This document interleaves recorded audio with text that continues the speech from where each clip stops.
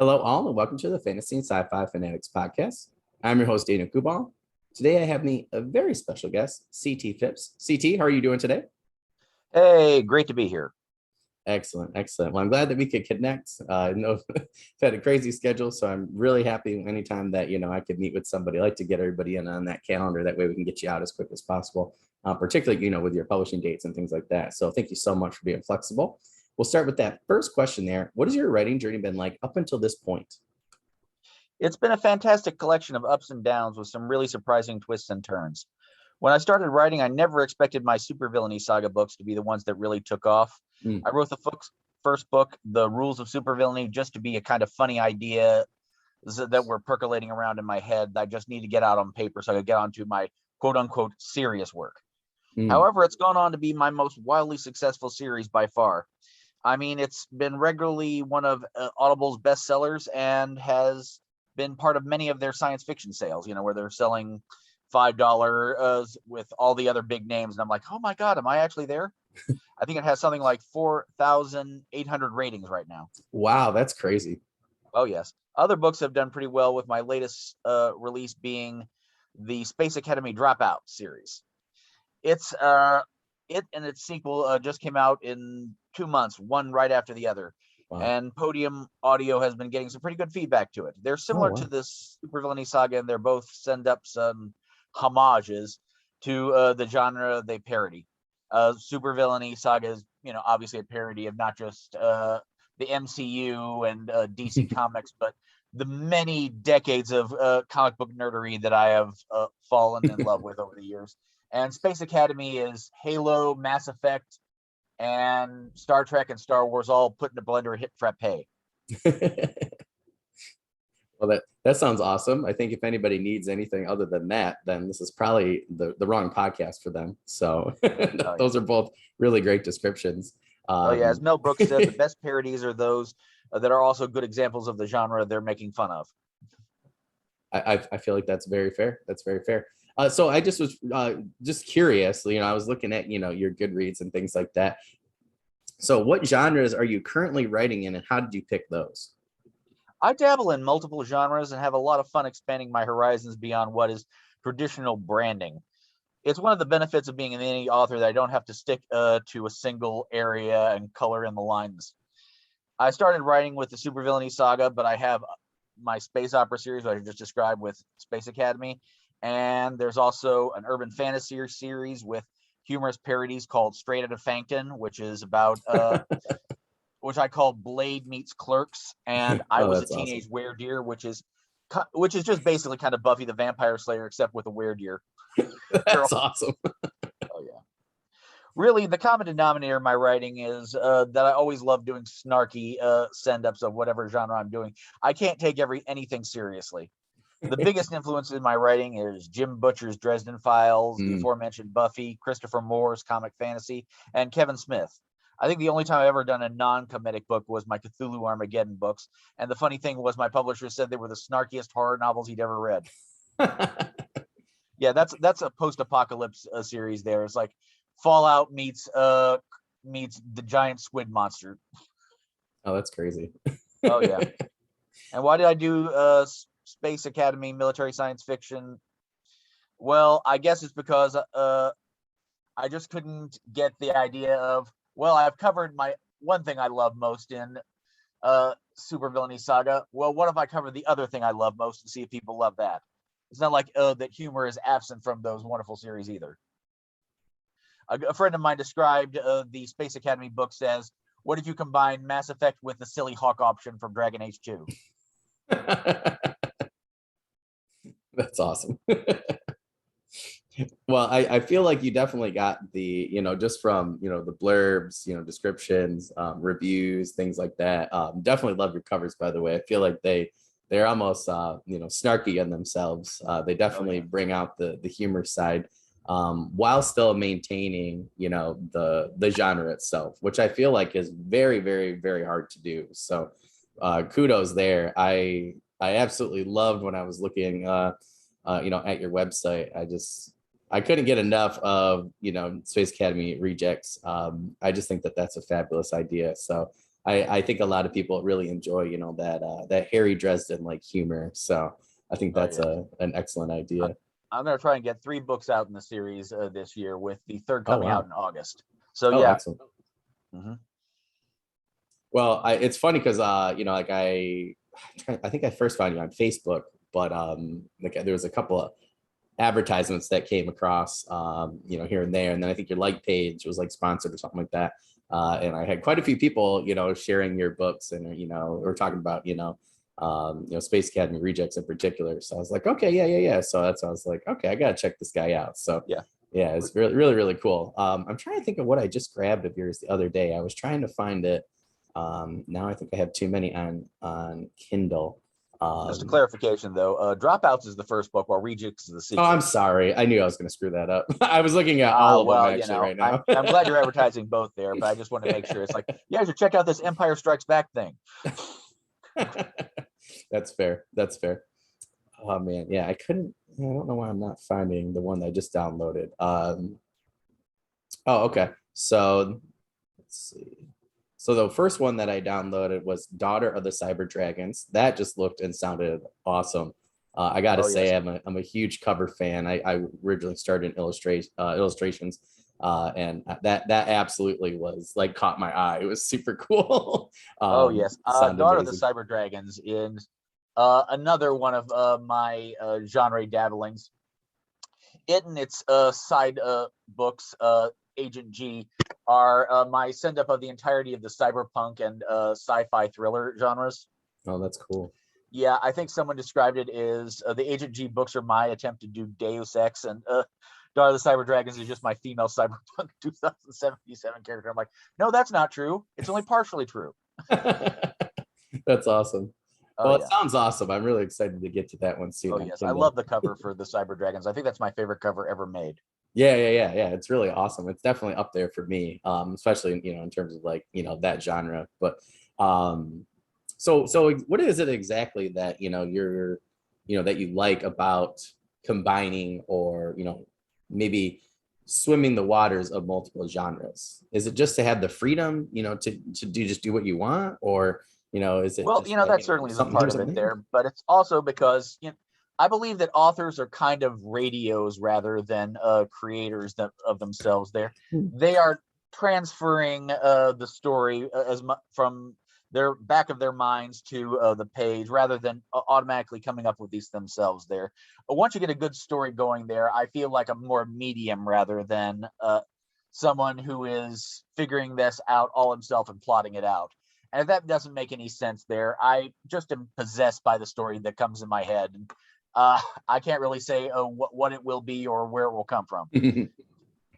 Stephen uh, King's On Writing is the book I read most, and he describes something similar to that, where he says, um, I have an idea in my head there, I develop it and I put it on paper there, and very often I have no idea what it will be when it comes to my head and how it will end up. I just throw whatever I can onto the page and see if I can sculpt it away into a proper story. Which is probably explaining why so many of his books are so damn weird. that's fair. No, that's But it's also fair. why he had to come up with like 3 different pen names to do different brandings, because he's done everything from the Shawshank Redemption to his traditional output. Yeah, yeah, yeah. No, no, it's totally true. Well, my friend, you know, has said that too. Like we were talking about, you know, like the Dark Tower, and he's like, you know, really the Dark Tower is a, you know, a conglomeration of Western horror, fantasy, and sci-fi. And I was like, wow, it like blew my mind when we Oh yeah. discussed it. I was like, hey, I guess I never really considered it, you know. And he's like, we talked about other things that, you know, I like, and I'm like, most of the things that I really, really enjoy, you know, are, you know, multiple genres. You know, I think Mm-hmm. Star Wars is a, you know, a great one between, you know, fantasy and Oh sci-fi. yeah. I don't think it's really hard sci-fi. I think you make that argument, but yeah, I think it's really cool personally, because I personally like to do like historical urban fantasy. I don't want to just do historical fiction. I teach history. I don't want to just, you know, do urban fantasy. I want to do, you know, a conglomeration. I really like Dirk Ashton's, Paternus trilogy. You know, I feel like that's a great, you know, conglomeration of urban fantasy and, you know, mythology and things like that. Epic I think it's fantasy. taking a risk every time you combine a genre and Yep. color outside the lines, as I mentioned before. But on the other hand, I think it's also the only real way you can make anything that truly stands out. Yeah, no, I totally agree. I think that's the perfect way to put it personally. So speaking of your books, so where should people start with your books? Well, if you like superheroes, then I strongly recommend you pick up The Rules of Supervillainy, which is an 8-book series now, actually. Oh wow. Yeah, Gary Karkowski, aka Merciless, the supervillain without mercy, trademark, is an ordinary guy in an extraordinary world, and he has a very weird quirk. He wants to be a supervillain. That's He's awesome. wanted to be one since he was a kid. His brother was a supervillain in the 90s, and as an adult, he's ready to make that pivot now that he's gotten fired from his job as a bank teller. And he found a magical cloak, which, that's actually the more important part. That belonged to the Nightwalker, who is the erstwhile Batman meets Doctor Strange of the setting, and Oh, somehow it ended cool. up in his hands. And, with great power comes great irresponsibility. I like that. I hope to God that's one of your taglines because that's Oh amazing. yes, absolutely. I sell that as much as possible. Oh There's man. yeah, steal from the best. But yeah, Gary has one slight problem though. He's not quite evil enough to be a supervillain in Falcon Crest City, which is Gotham on a bad day, Mm. plus a hellmouth. That's saying a lot right there. Oh yes, so he ends up doing a little more good than he's probably expected. Even, and I think the opening chapter is him trying to rob a bank, thwarting another person robbing the bank, and then robbing it anyway. Oh, I like that. Little bit of Robin Hood action going on, but keeping it for himself, Oh yeah, maybe. oh yeah. Well, if you're a big science fiction fan like myself, then probably the other series I would recommend you start with me is the Space Academy series, uh, because that just has all the send-ups and craziness of the supervillainy saga there, but applied to sci-fi tropes there, which is you recognize them, I recognize them. We've all seen the stuff we know of. Go boldly going forward because we're completely lost. Yeah, in this case, Vance Turbo, which is not his real name, but it's a name he actually took because his family is a legendary collection of badass space heroes that he wants to get away from. And apparently he didn't think that naming himself John Smith versus something equally weird and off-putting would be better. Yeah. Well, he gets a kick out of Space Academy quite deliberately and ends up dragooned by the security services of the galactic community into going on a suicide mission. Yeah. It's a little Guardians of the Galaxy in terms of this point, but poor Vance, who thinks he's the snarkiest, sarcastic man in the universe, finds himself unwillingly playing the straight man to even weirder crew. Oh yeah. There's galactic bounty hunters, the ship's female AI, who unfortunately crushes on him hard, his big giant reptile man friend, and all sorts of other wackiness. Okay, first of all, that's an amazing name, Vance Turbo. Like that's Yes. just like that's so like it like has its like Flash Gordon like roots, but really yes. takes the genre and propels it forward. That is Yes. awesome. In the second book, Vance has a movie made about his adventure, and everyone just basically when they say his name just automatically adds Vance Turbo, hero of the universe. That's awesome. Yes, probably with a Queen chord. Yeah. Well, that's awesome. That really, to me, seems like you really found your niche, which we talk about a lot on here. A lot of people really struggle, but I feel like like I've had a couple people on recently who have done similar things, in maybe like Urban Fate or something, something like that. I think I think you guys really on here just like consecutively the last couple of episodes have really just gone to you already spoke to this a little bit today, go to what you are comfortable writing and what your strengths are, and clearly you have found your strengths. So I think it's great that you're going with them, and you're kind of like, well, it doesn't matter, I'm going to go for what I want to write here, and it's going to be like this. And I think if you're more true to yourself with your writing that way, that obviously people are going to flock to it. So I think that's one thing a great I way. will recommend for my writing so many different genres is I try not to create books that can't just be jumped onto either. I mean, obviously you should read the first book in any series first, Yeah. but out of all the series I've written, which are like 5 or 6 or 7 now, start at book 1, you'll be able to just jump in there and you won't have a problem there. If you want to read Strand and Fangton first, go right ahead. That'll introduce you to the world. If you want to read the Werdeer book, start with that. I have a one shot that people keep asking me to span called Psycho Killers in Love, which is a loving homage of all 80s slasher films. Well, that's cool. Yeah. People love that cover too there, if you want to look that up there. Oh, I'm definitely doing that right now. Goth Buffy meets the Blair Witch. Oh, that is really cool. Oh yeah, that's awesome. That's really cool. I just love your I was a teenage werewolf. Like that just sounds so cool. It's like we were just talking about that the other day. We were joking. We're like, my best friend and I were like, what else could you be what else could you do to put where in front of it, That's awesome. I'm gonna have to tell him that you came up with that, because he's gonna be like, dang it, that's a really good idea. That was one of those titles. Is like, well, I have to use that title now that I thought of it. Yeah, that's awesome. No, that's super, super cool. I really like the cover too. That's of awesome course cover. I had to name her Jane Doe. Oh, that's awesome. That's so cool. Oh, yes, really it's like, thank you, mother and father, for naming me after anonymous female murder victims.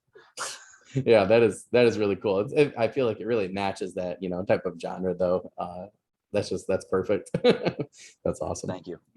All right. Well, sorry people online. I'm getting lost in his many great book covers and looking at things. But I really like to know those things though, because when I usually like I'm looking through your guys's Goodreads and things like that, and obviously Amazon. So I always like to get a few things here and there, like right off the bat, before interviewing people, and then I always interview people, and then I like to read their books. I always get a lot more out of it personally as a reader and as a writer. So it's always nice to know where to go. I had somebody on the other day, they're like, oh, no, you shouldn't start with that book, but it seemed really interesting to me. So I said, okay, they're like, you should start here first. So I feel like it's always good for me and the audience to know. So who for the fourth one there, who is the greatest villain you have written about so far and why? Well, I have to say my favorite villain for the supervillainy saga is President Omega. He's basically Gary's arch nemesis, and he is a time-traveling baddie from the future who left his utopian home to generally mess up the past in the most obnoxious, nasty way possible. He ended up being elected president of the United States. Oh, wow. Probably cheated, yes. He's basically a combination of Handsome Jack, Kang the Conqueror, and John Sims Master from the 10th Doctor series. Oh, wow. That's a great description right there. Well, amusingly, because the book came out in a particularly contentious time in American politics, people assumed he was a parody of someone. I'm not going to say who. Maybe there was a joke thrown that way there, but not nearly as direct as I got some one-star reviews claiming that I was being too political now. No more needs to be said on that, I think. It's so funny when people say that. Like the other day, I had a friend have a very similar review, and he's like, said it to me. He was like, Dan, he's like, this is like a fake world, like fake fantasy world. He goes, I just happened to, to use some political structures and things that were similar. And I was like, I know, buddy, I know. Yeah, that happened also with the Space Academy books there. That at one point, I was doing a little parody of Firefly kind of characters where Vance pulls over, so to speak, some space pirates who are neo-Confederates, gun-toting, flag-waving Southerners, and they, is like, you can't take away our guns. Oh, it's our Second Amendment rights. It's like, and Vance goes, I'm sorry, that doesn't apply in space.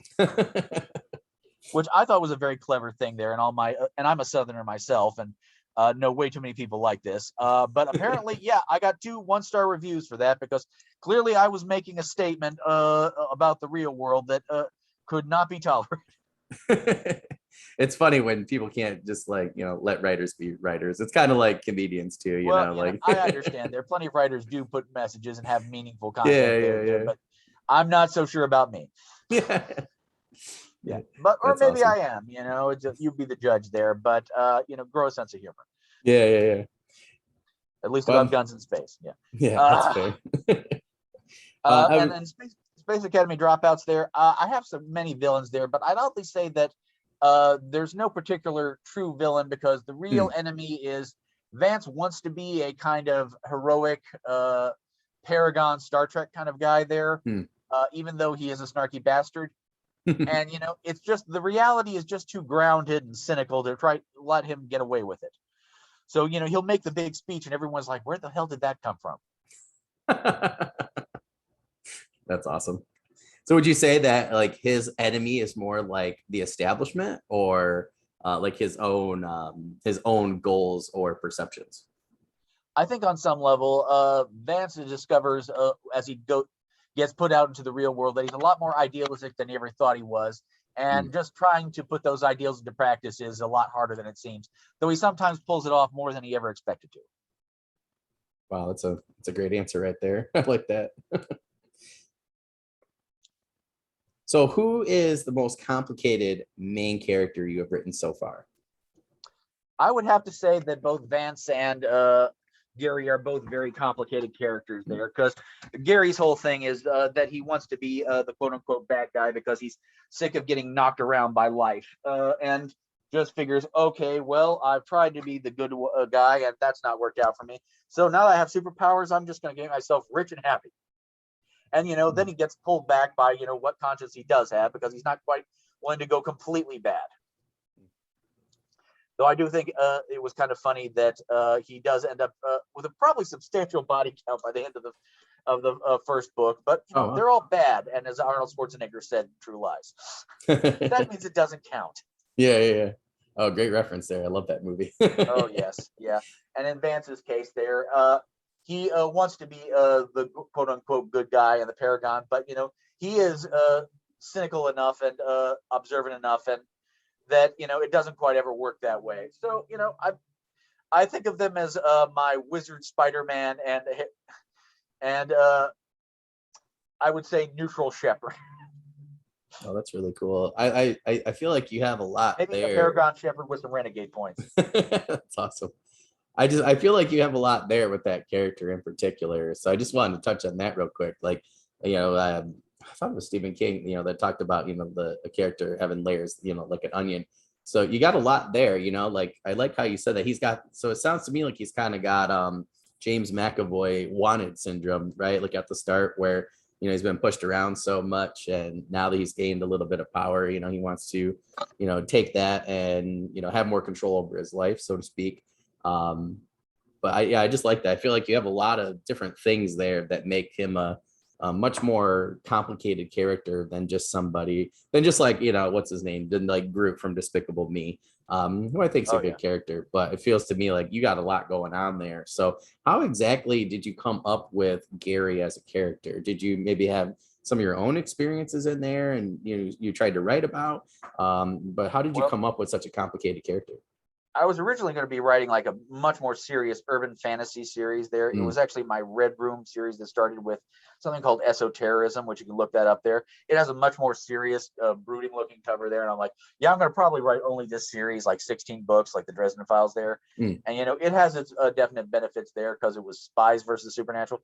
And the entire time I was writing that book there, I was like, it would be real. I kept coming up with these superhero jokes and puns and and just and thinking about all of the wonderfully weird stuff that had happened in comics during the times I used to read through them, because I started reading Spider-Man when I was like 7. So I started reading when classic Spider-Man, where he was still married, because my Spider-Man has always been married, and right up until the 90s when they derailed Spider-Man for decades with the Clone Saga and One More Day. And if you don't know what those things are, good.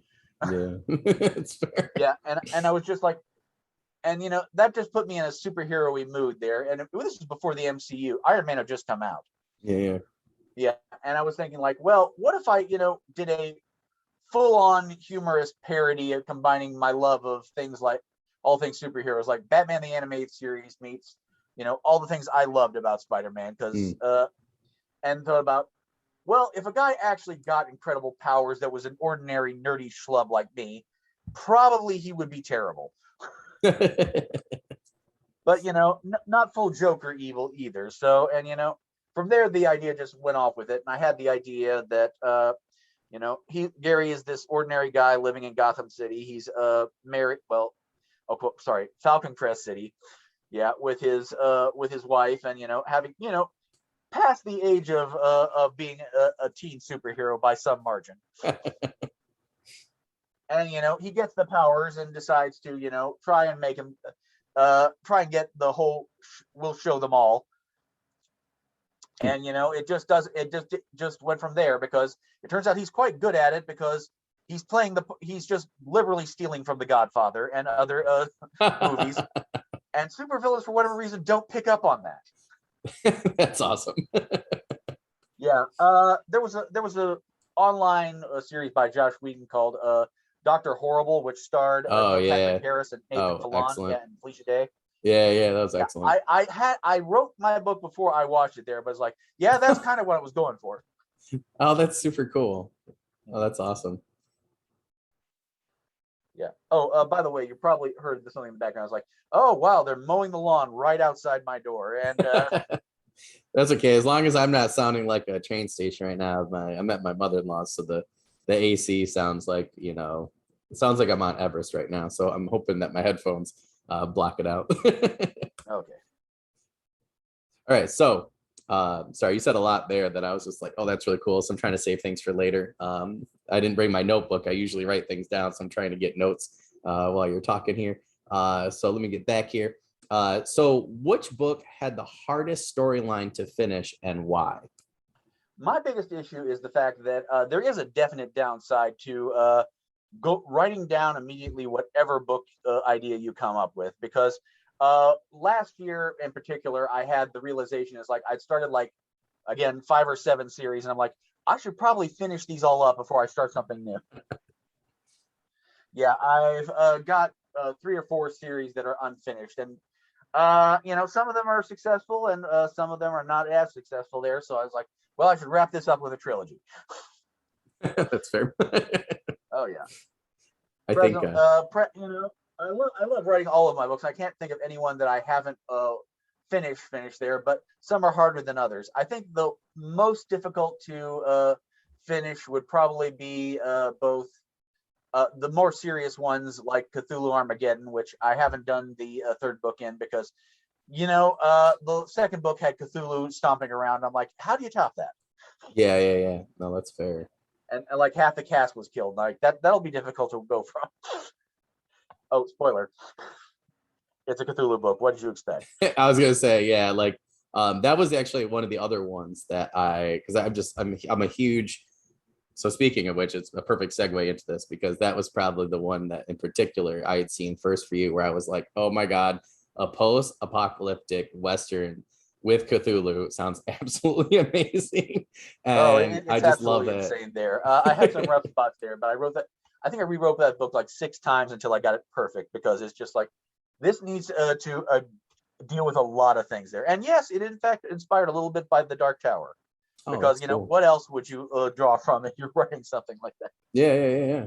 Well, how did you come up with that idea exactly? Like, I don't think I would think to put a Western with Cthulhu. So what exactly was that process like? Were you just writing one day? The idea of I read a lot of horror novels and so on there, but the whole thing about the Cthulhu mythos is the fact humankind is supposed to be insignificant and helpless before the monsters, and that was why Call of Cthulhu was such a successful role-playing game, because the idea of well, you're not expected to win.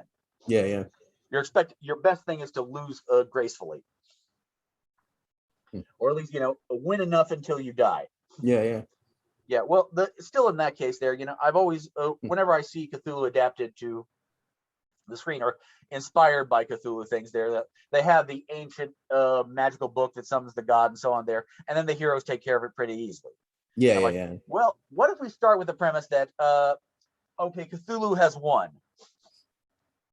Yeah, world's ended. Humankind is living in scattered villages and caves and little pocket civilization like Fallout, because I did love that series right up until 76. Yeah, had my issues with 4, but I'm not going to get to that. And you have the giant monsters there and the creatures, and and mankind is dying out. It's a terrible situation, and I'm like, okay, that's already a good premise, and Mad Max meets Cthulhu. But then I realized it's like, well, now that I'm writing it, it seems like it would be pretty easy to combine this with a Western because, frontier, little justice, no law. People would be reverting to that kind of mindset from ours. Yeah, no, totally.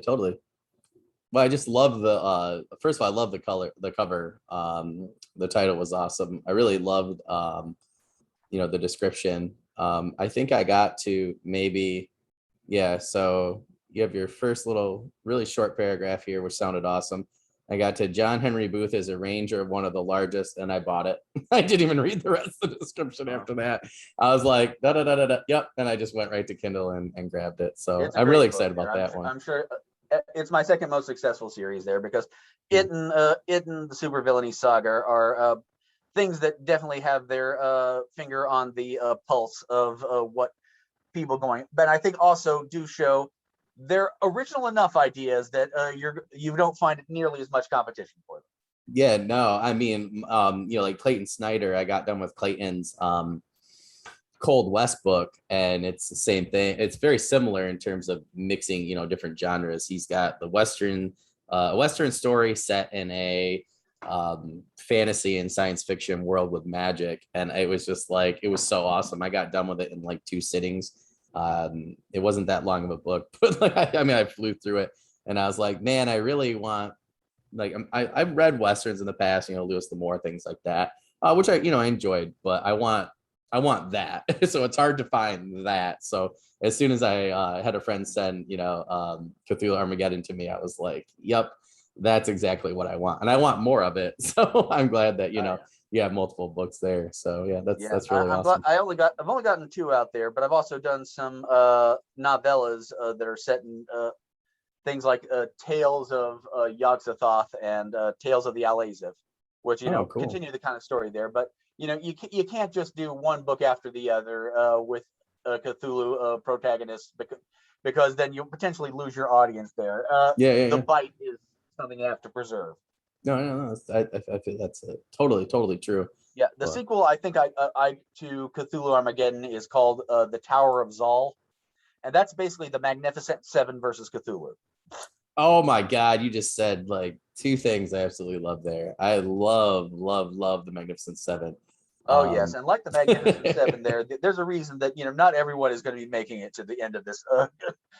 That's fair. Here. No, that's fair. Well, like that's what people like. They got upset with the new Magnificent Seven with like Denzel and them, and I was like, "Have you never seen the Seven Samurai?" I was like, "What are you talking about?" Yeah, it's like 7 guys versus 40, and half of them are going to die, and that's if they win.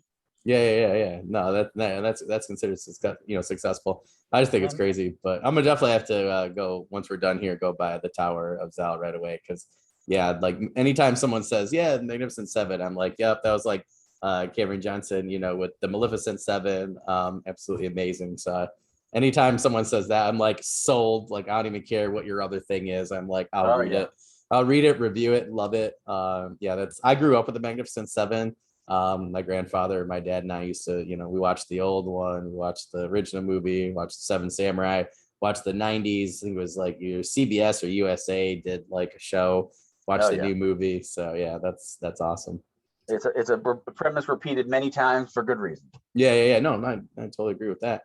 So who are some authors that have inspired you to write? Now that you've told me a lot about your writing, I'm really interested to hear about the authors that have inspired you for your writing. Well, like I said, I mentioned that Jim Butcher was the big interest to me for saying, like, you should definitely do this because this is the kind of book you want to write yourself there. Just, the whole idea of like nerd inserted into genre that he knows intimately. Yeah.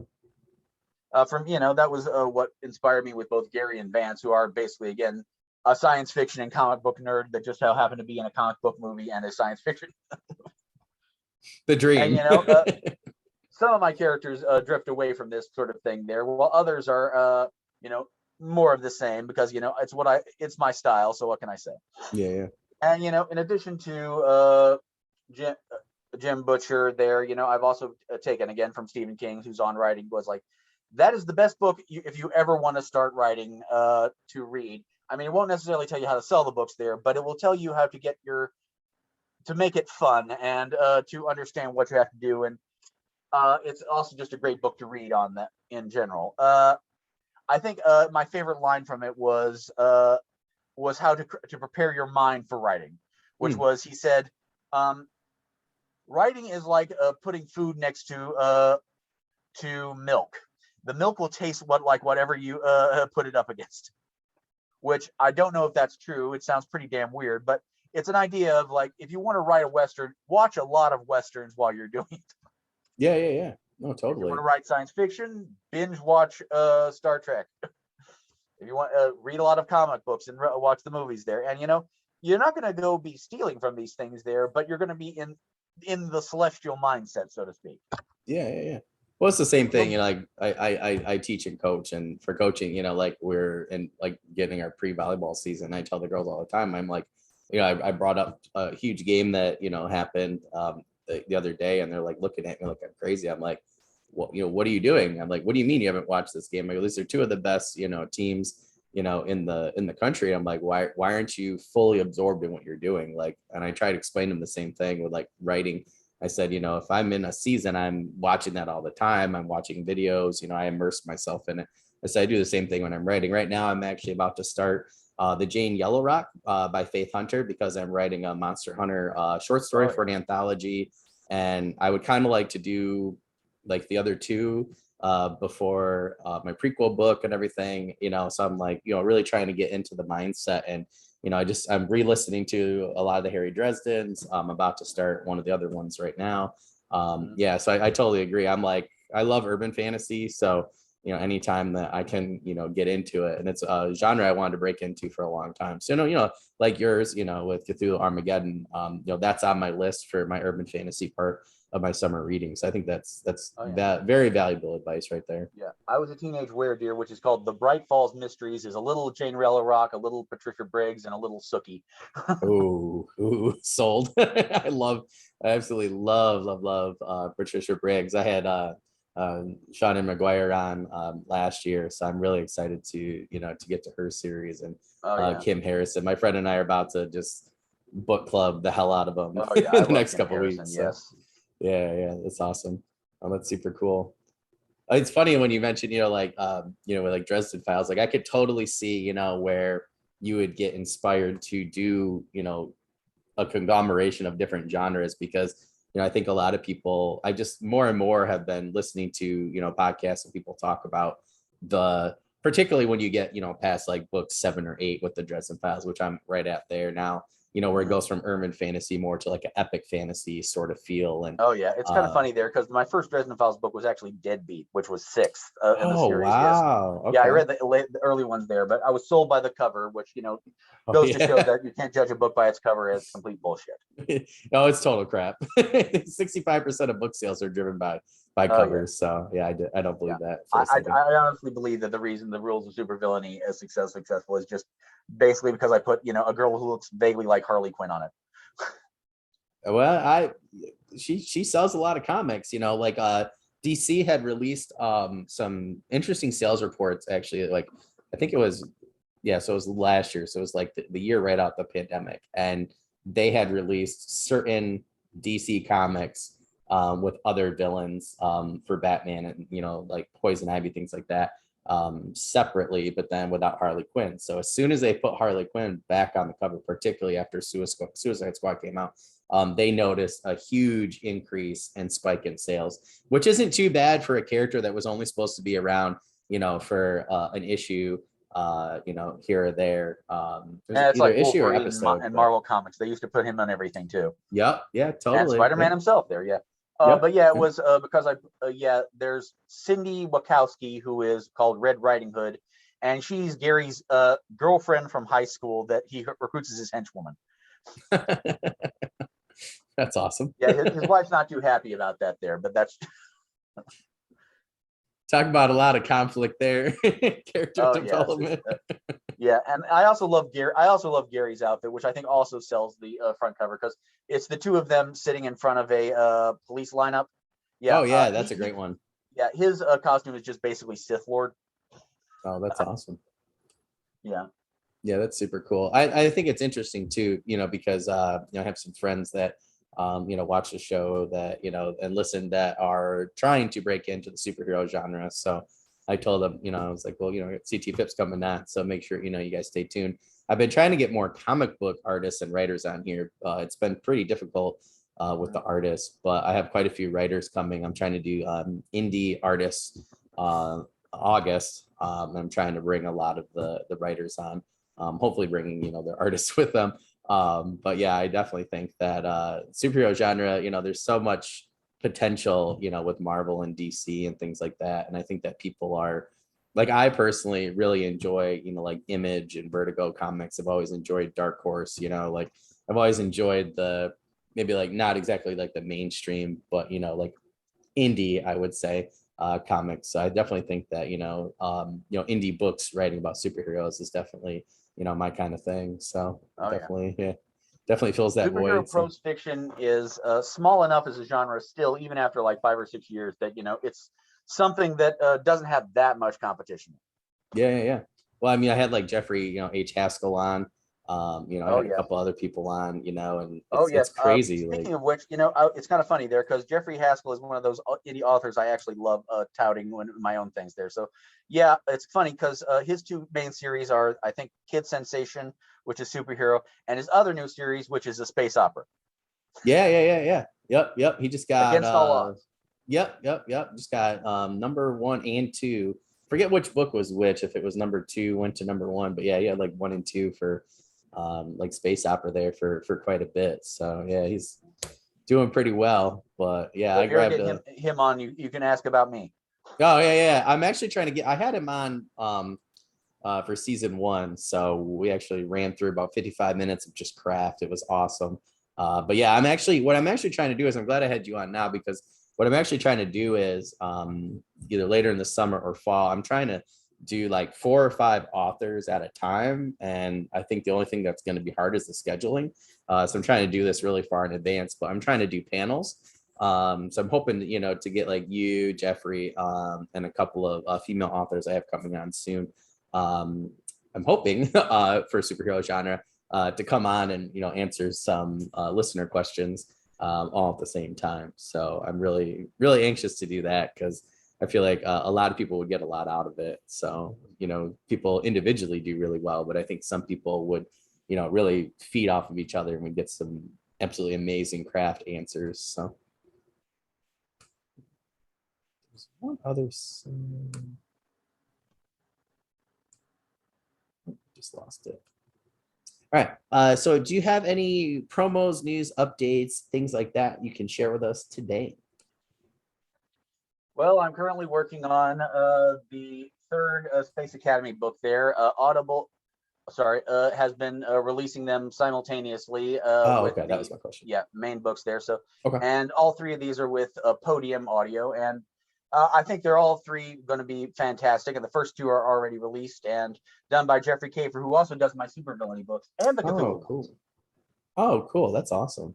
Yeah, that was my question. If they were coming out at the same time, so that is really good to know. Oh, yeah. Super cool. Very much enjoying them there. And after I finish up the third Space Academy book there, from there I'll probably be trying to finish up some other of my next year, either the next Cthulhu book or my Wraith Knight books, which I haven't mentioned. But I'm definitely also going to be working on doing a full trilogy with my Cyber Dragons book. Oh, that's cool. So, like, you know, as many books as I can pump out for as long as possible until I drop dead. That's fair. That's fair. Well, I feel like you got a great backlist right now for, you know, for people to start with, but that was the other my one. fantasy that books are all set in the same universe called the United States of Monsters. Oh, that's awesome. It's mostly finished as a setting, but you know, I really enjoyed, you know, setting up the urban fantasy tropes as well. Oh, that's cool. Well, that was the I other one I you know, downloaded, was Wraith Lord, so I'm really excited to get to that one. So yeah, Wraith Knight is the first one there. I'm sorry, Wraith Knight. Sorry, Wraith Knight. I apologize. I don't know if you're just like buying the second book in all these series there, just wondering like, wow, they just really dump you in the middle. No, I'm on Goodreads right now, and I'm not signed in, so it's like all over the place. So I just keep reading the wrong thing. Okay. But it's fine. You know, I dabbled in a lot of genres, and I've mentioned like a dozen books there. But if you really want to start there, definitely with the Rules of Supervillainy, Cthulhu Armageddon, or Space Academy. Those are like I think if you to really get to know my three different faces, those are probably the best place to start. Oh, that's awesome. Those are great recommendations right there. All right, my friend. Well, thank you so much for coming on. I had a blast talking to you. I really, you got the type of career that I want. I want to write a lot of stuff in a lot of different areas, and I like to, pull a lot of different things together. So it's nice to see that, like somebody's doing that and, has great products. So that's really awesome and makes me feel good for the future. So, but if there's anything else, that I can do to help you out in the meantime, just let us know. Make sure everybody who's listening or watching, make sure you check out CT's description there. Check out all the socials. Like I said, I got really sorry as we are going. I just got engrossed in different books that I hadn't checked out on Goodreads yet. So there's a lot there. So make sure you check out his recommendations, like you said. I'm really excited, to especially get Cthulhu Armageddon going. Like I said, it's going to be the first part of my summer reading for urban fantasy. So I'm really excited to do that, and I will be actually doing some reviews as well. So that's one of the ones that I have tagged for the summer that I'll release this fall. So really anxious to do that and to share it with you. So thank you very much. Yeah, of course. All right, my friend. Well, you have a great rest of the day, and I will talk to you later on social media. Again, it was a pleasure, and I hope you guys have a great start to the week. You too. Bye bye. See you.